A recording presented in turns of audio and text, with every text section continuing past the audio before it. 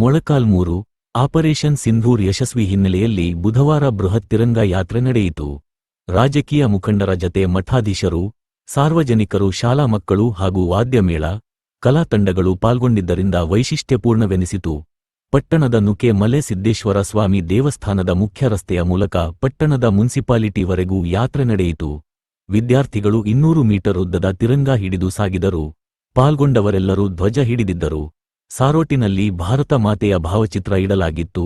ಪ್ರತ್ಯೇಕ ವಾಹನಗಳ ಮೇಲೆ ಪ್ರಧಾನಿ ಮೋದಿ, ಸೈನ್ಯದ 3 ವಿಭಾಗಗಳ ಪ್ರಮುಖರ ಹಾಗೂ ಆಪರೇಷನ್ ಸಿಂಧೂರದ ಮಹಿಳಾ ಕರ್ನಲ್ಗಳ ಭಾವಚಿತ್ರಗಳನ್ನು ಕೊಂಡೊಯ್ಯಲಾಯಿತು. ಭಾರತ ಮಾತಾ ಕೀ ಜೈ ಎಂಬ ಘೋಷಣೆಗಳು ಮೊಳಗಿದವು.